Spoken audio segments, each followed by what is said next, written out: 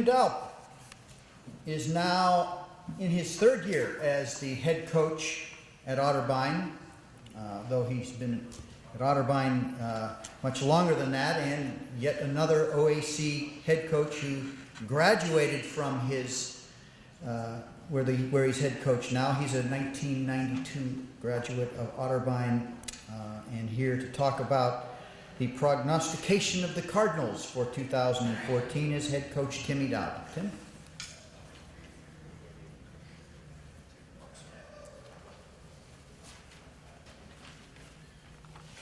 Guess it is still morning, so I'll say good morning. Again, Tim and Lindsay, great job putting this on. Also, the Hall of Fame does a wonderful job, and it's always, being an alumni of Otterbein, it's near and dear to my heart, just like, Tom and Al and, a lot of other coaches in here. We take this very seriously because we're coaching our alma maters, and you never want to let them down. Last year, my first year, we went 8-2. It was a great year, and then, this past year we went 5-5. So, we had a lot of work to do, and I'll get to that in a minute, but some people I need to thank that are here is Ed Seguda, our SID, Adam Prescott, our assistant SID. We've got David Kinder and John Bazika over here at Otterbein TV. Mark Schneider, the Columbus Dispatch, does a great job covering us as well as channels 4, 6, and 10 in Columbus. We get very good coverage. My coaches, you always got to thank them. I do have a couple coaches changes. I lost 2, as Al said. He stole Ethan Wetzel back from me. I replaced him with Zach Greaves, who was all conference last year for us. He's going to be a GA. And then I brought back a young man by the name of Colton Coy, who was a very good running back and set records at Otterbein a couple years ago. So those are 2 new people to my staff, and obviously thank my AD. The other young man that's here is Ty Compton and his parents. I don't know if I've ever, if you're aware, but we do something very special at Otterbein. And several years ago, a young man was killed on Christmas morning. One of our quarterbacks, way back. His name was Josh Worthington. He wore number 5.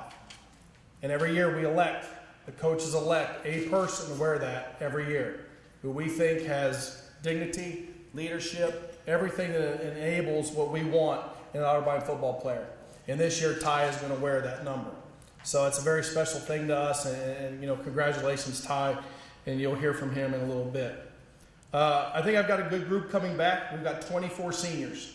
I think it's very important as you grow a program and do things with your seniors. I like to be around 30 every year. This year we have 24. I think our seniors are going to provide great leadership. We were very young on offense last year. We lost 3 seniors. That was it. Of our offensive linemen, we started 4 sophomores and a freshman. So in this next year, after I'm done, we're only going to lose 3 more seniors on offense again. So, we're very young up front. As far as an offense, I'll start off with, quarterback coming back. Brick Davis, he started for us as a sophomore, won a game for us, and then last year, unfortunately, was battling for the starting position. Got hurt at John Carroll. We got him healthy again, and then we went to Mount, and he got hurt again there. So we're anxious to see what he can do, and he'll be pushed by some young guys that we also have. At running back, we've got 3 very good running backs. Our leading running back, they're all back. Drew Irvin was our leading running back last year. He's coming back. Reed Hutchison and Tyler Hammond also. All of them rotated, and they're all back, and I'm excited about those guys. And at fullback, Chet Deaton and Dalton Jarvis also. So our running backs come back intact with everybody. A wide receiver, we have a senior, Travis Laird. We have a young man, and if you played against us, you know who he is, number 12. I call him Minitron. He's literally 5'5".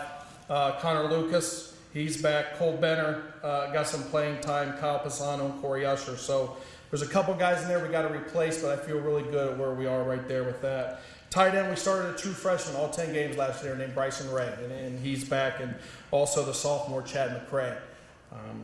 O-line wise, that's where I said, we didn't have 1 senior last year. And again, we're going into the season with no seniors. Again, we will have no seniors up front at all. But they're led by Grant Knoppenberger. He'll be a junior at center. He's going to be a 3-year starter for me. Justin Kristoff at left guard, Ryan Mickle at right guard, Joby McCoy played some at center. Dakota Crawford was our starting left guard as a freshman. And then a young man that got other playing experience was Jared Withers. And we've got some other young guys that I'm really looking forward to see what they can do. Defensively, we took a little bit of hit up front. But we do have a couple, 3 guys that did get extensive playing time with Tyler Green at nose, Evan Bergenstein, and Chuck Thacker at the end. We have a young man that is coming back for his 5th year named Pat Seaschultz. He was an All-American as a junior. This past year, unfortunately, got hurt and has been granted his 5th year, and he will be back. He will be playing outside linebacker for us. At the weak side. And at the strong side, both of our linebackers are back in Will Brett and Mike Greenwell. Inside, we had a freshman last year that was all conference. Led our, was I think 3rd or 4th in the conference in tackles. Led our team in tackles as a freshman. Was honorable mention all conference. Austin Jones is back. And then at the other linebacker, Preston Pearson and Dakota Schwann are back with considerable playing time. At corner, you'll hear from Ty. Ty's our field corner.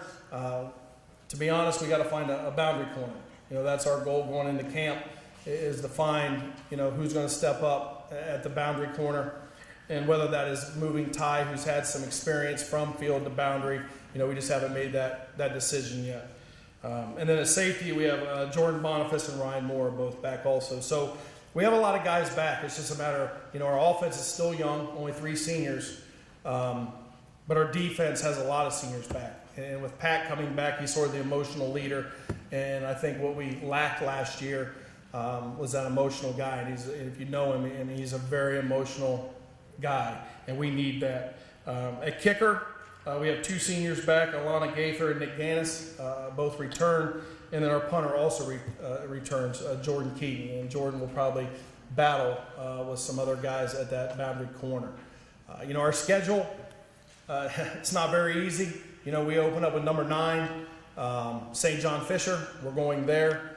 Our schedule, and when you throw, other teams that are ranked, it's going to be a very tough thing. But we're up for the challenge. We owe St. John Fisher something. We're looking very forward to going up there and, opening the season to get a gauge on where we are.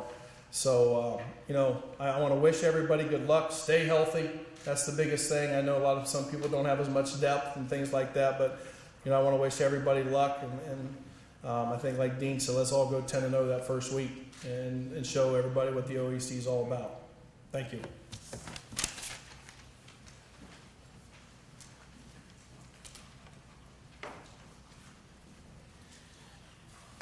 Thanks, Coach Dowd. Joining us from Otterbein is student athlete Ty Compton. Ty is a senior, all right, that's a typo. Free safety, did I get that right? Corner, all right. How about Granville? You're from Granville? Yes. All right, you're from Granville High School? Yes. Okay, and you play baseball? I do. All right. Nowadays, college athlete playing 2 different sports, you don't see it as much as you used to see. It's a lot of time, and I want to ask you how you manage your time. Does playing 2 sports, do they help each other? Do they hurt each other? Does it not matter? How do you pull it off? Well, I think it helps because you're always competing every season. There's never an off season. You're always competing against other opponents, and every time you're competing against different people, it's going to help you athletically, and your mindset's going to be always in that competition. The coaches, both coaches, Coach Daup for the football team and Coach Powell for the baseball team, have really helped and worked with my schedule, so I'm able to do both and not miss too much in the off season when like football is doing spring ball and baseball is in fall ball. I don't miss too much during that part. Now, cornerback, they make me nervous. I mean, it's like you and just the receiver, and yet you thrive on it. You like it. What do you like about the position? What made you want to be a cornerback? Well, when I first came in, I was a safety. They moved me to corner last year. I mean, it's good that you have your opponent directly across from you. You can almost look them in the eye and really feel that challenge that's getting ready to come once the ball's snapped.